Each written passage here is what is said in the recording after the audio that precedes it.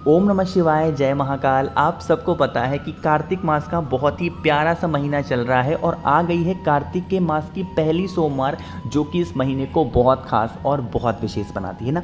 आप बहुत परेशान हो अपनी किसी भी इच्छा को लेकर के, तो अब वो दिन आ गया है जिस दिन हमें हरिओम जल चढ़ाना है। पूज्य गुरु जी की कथा से सुन के बहुत अच्छे से समझाऊंगा। आपकी जो विशेष होंगी, जो कामना होगी, महादेव पूरी ज़रूर करेंगे। ठीक है, थोड़ा सा नियम है इस उपाय को करने का, कहाँ पे जल पहले करेंगे, कहाँ पे बाद में, तो बहुत ध्यान से सुनिएगा, उसके बाद ही उपाय को करेंगे। ठीक है, चलो। स्क्रीन पर आपको तांबे का लोटा दिख रहा होगा, तो आपको इस उपाय के लिए सिर्फ और सिर्फ तांबे का ही लोटा लेना है, कोई और कलश हम नहीं ले सकते। ठीक है, ले लिया और फिर उसमें जल भर देना। आप अपने घर से पूरा का पूरा कलश जल से भर देना है ना। भर दिया, लेके पहुंचना महादेव के शिवलिंग के पास में। सारी चीज़ें यहीं पे जानने वाली हैं, मेरी बात बहुत ध्यान से सुनना। ठीक है, आपके पास में एक लोटा जल है, मैंने क्या लिखा हुआ है, हरिओम जल। अब हमें उसी जल से ओम बनाना है। कि क्या बनाओगे, ओम। अब ओम बनाने का एक नियम है कि जैसे ही हम जल चढ़ाना शुरू करेंगे, जो जल की धार होगी वो टूटनी नहीं चाहिए। ऐसा नहीं कि पहले यहाँ चढ़ा दिया फिर ऐसे तोड़ दिया, नहीं, जल की धार टूटनी नहीं चाहिए। समझो कैसे। सबसे पहले क्या करेंगे, आपको यहाँ से स्टार्ट करना होगा। देखो, ओम बनाना है, आपकी मर्जी हो, कैसे भी कर सकते हो, जैसे मैं करता हूँ वैसे बता रहा हूँ। आपको स्टार्ट करना होगा सबसे पहले यहाँ से भगवान कार्तिक के स्थान पे सबसे पहले चढ़ाओगे, फिर लेकर के आओगे माता अशोक सुंदरी के स्थान पे, फिर उस जल को लेके आओगे भगवान गणेश के स्थान पे। ठीक है, लेकर के आ गए। फिर आपको यहाँ से भगवान गणेश के स्थान से फिर आपको जल की धार टूटने नहीं देनी है, फिर लेके जाओगे माता अशोक सुंदरी के स्थान पे उस जल को, फिर यहाँ से घुमा करके जल को फिर चढ़ा दोगे कहाँ पे, महादेव के शिवलिंग के ऊपर। अरे बन गया ओम की नहीं बन गया, जल्दी से कमेंट सेक्शन बताओ, बन गया ओम की नहीं बन गया। तो इसी तरीके से जो भी व्यक्ति कार्तिक के महीने में एक हरिओम जल का जो जल होता है महादेव के शिवलिंग के ऊपर समर्पित करता है, अपनी कामना कह के, महादेव उसकी सारी मनोकामनाएं बहुत जल्दी पूरी करते हैं। ठीक है, गुरु जी की कथा अगर आपने सुनी होगी पुरानी वाली कार्तिक मास की, तो आपने इस संदर्भ को बहुत ध्यान से समझा होगा। ठीक है, मैंने सोचा आपको याद दिला दूं, तो ज़रूर करिएगा इस उपाय को, सारी मनोकामनाएं पूरी ज़रूर होती हैं। अब इस उपाय के लिए कोई ज़रूरी नहीं कि आप जैसे मैंने ओम बनाया है वैसे बनाओ। ठीक है, आप कहीं से भी स्टार्ट कर सकते हो, कुछ भी करो, बस बनना ओम चाहिए। और दूसरा नियम है कि जो जल की धार है वो टूटनी नहीं चाहिए, बस, और कुछ भी नहीं करना। समझ में आई बात। चलो, तो आगे बढ़ते हैं। हम लोगों ने यहाँ पे पहले उपाय की बात की, जो कि हमें हरिओम जल चढ़ा के करना था। आगे बढ़ते हैं इस वीडियो में हम लोग अपने दूसरे उपाय की तरफ, है ना। दूसरा उपाय किन के लिए है कि अगर कोई भी इंसान बीमार पड़ा हुआ है घर में, तो अब आपको रुद्राक्ष से एक छोटा सा उपाय करना है इस कार्तिक के महीने में। ठीक है, देखो स्क्रीन पर आपको यहाँ पे मैंने जानबूझ करके बहुत सारे रुद्राक्ष दिखाए हैं। तो हमें कोई ज़रूरी नहीं कि आप 1 मुखी लो, 2 मुखी लो, 5 मुखी लो, आपकी जो भी घर में रुद्राक्ष ईजिली अवेलेबल हो, कोई सा भी एक रुद्राक्ष लेना। ठीक है, ले लिया। उस रुद्राक्ष को एक तांबे का लोटा लेना, जिसमें जल भर लेना और रुद्राक्ष को इसी कलश के अंदर डाल देना, है ना। 20 से 25 मिनट तक समय देखते रहेंगे, 20 से 25 मिनट तक उस रुद्राक्ष को जल में पड़े रहने दो, है ना। जब 20 से 25 मिनट हो जाए तो किसी रुद्राक्ष को निकाल लेंगे। उसके बाद इस जल को लेकर के पहुंच जाएंगे महादेव के शिवलिंग के पास में। ठीक है, फेस रखेंगे उत्तर दिशा, नॉर्थ डायरेक्शन, और पूरा का पूरा जल महादेव के शिवलिंग के ऊपर कौन से महादेव के नाम लेके समर्पित करेंगे, सोमेश्वर महादेव। फिर से बोल रहा हूँ, नाम नोट करिएगा, सोमेश्वर महादेव के नाम से पूरा जल महादेव के शिवलिंग के ऊपर समर्पित करेंगे। जब जल चढ़ाओगे ना, तो जल बहता हुआ जलाधारी से नीचे गिरेगा।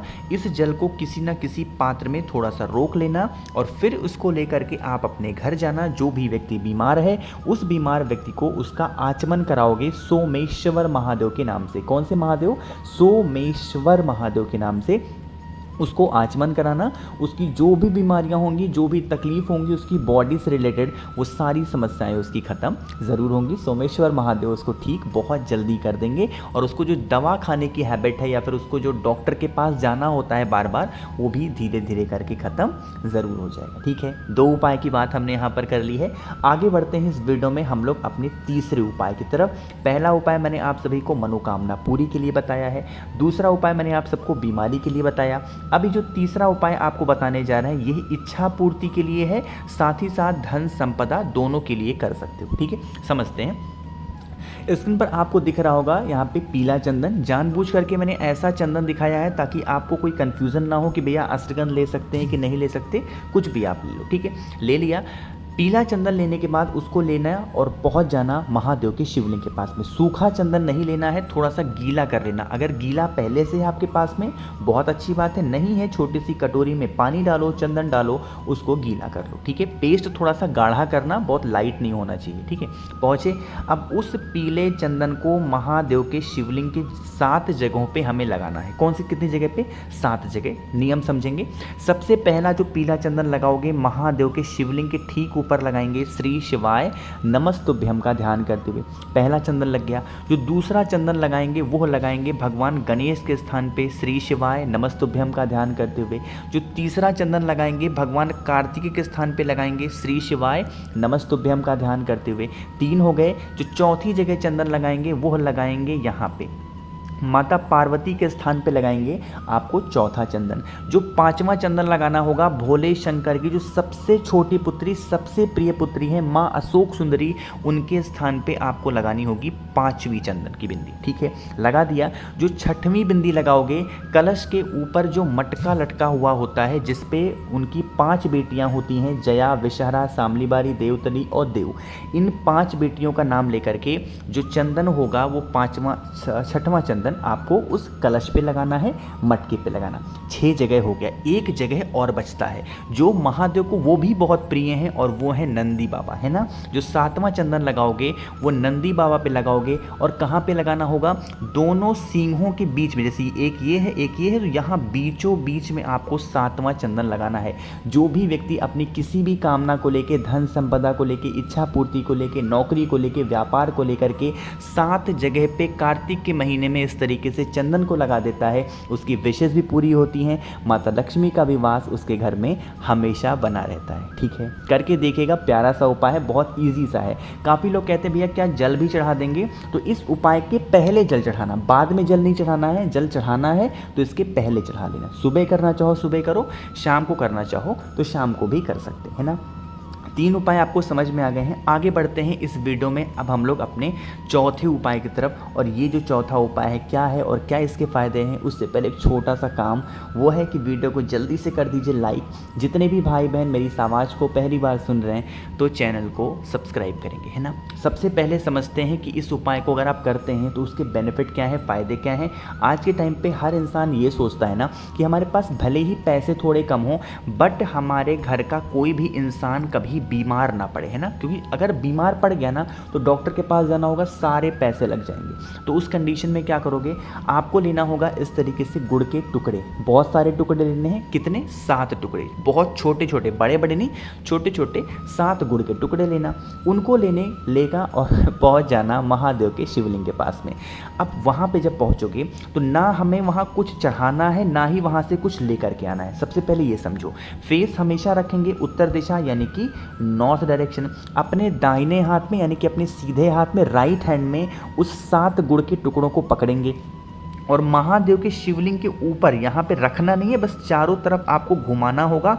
7 बार घुमाओगे क्लॉकवाइज डायरेक्शन में, कल्याणेश्वर महादेव का नाम लेकर के। फिर से नाम बोल रहा हूँ, नोट करिएगा, कल्याणेश्वर महादेव के नाम लेकर के 7 बार आपको उस गुड़ के टुकड़ों को शिवलिंग के ऊपर से घुमाना होगा, ठीक है। घुमा लिया, नाम याद रखना कल्याणेश्वर महादेव। फिर आपको जल वगैरह जो चढ़ाना हो चढ़ा लेना, लेके चले जाना फिर आप अपने घर पे, ठीक है। जो भी व्यक्ति आपके घर में बीमार पड़ा रहता है, बहुत परेशान है, चाहे वो दर्द हो चाहे कुछ भी हो, आपको उन 7 गुड़ के टुकड़ों को कल्याणेश्वर महादेव के नाम से खिला करके और पानी पिला देना। फिर वो इंसान जो भी मेडिसिन खाएगा, जो भी दवा खाएगा, उसको बहुत जल्दी असर करेगी और जल्दी जल्दी करके वो इंसान बहुत जल्दी ठीक हो जाएगा, ठीक है। बहुत ज़्यादा आसान, बहुत ही प्यारा सा छोटा सा उपाय था जो कि बीमारी को ख़त्म करने के लिए बहुत ज़्यादा अच्छा था, है ना। एक आप लोग के बहुत ज़्यादा शिकायत होती है मुझसे, भैया आप बात नहीं करते हैं। देखो कमेंट सेक्शन में, यूट्यूब पे कमेंट सेक्शन में बात करने में बहुत प्रॉब्लम है। तो अगर आपको मुझसे फ़ोन पे बातें करनी है, मैसेज बातें करनी है, तो आप हमें इंस्टाग्राम या फिर फेसबुक पे फॉलो ज़रूर करिएगा। सर्च करिएगा वहाँ पे जा करके द नेचुरल प्लैनेट 108। वहाँ पर मैं आप सबसे बहुत सारी बातें किया करूँगा। जितने भी भाई बहन मेरी इस आवाज़ को पहली बार सुन रहे हैं, चैनल को सब्सक्राइब करेंगे, वीडियो को लाइक ज़रूर किया करिए। और हाँ, कुछ पूछना हो तो नीचे कॉमेंट सेक्शन में पूछें। कुछ नहीं पूछना है तो महादेव का कोई ना कोई नाम नीचे कमेंट सेक्शन में ज़रूर लिखा करिए। इसी बहाने आप अपने हाथों से महादेव का नाम लिख तो दोगे। तो करिएगा इस उपाय को। ओम नमः शिवाय, जय महाकाल।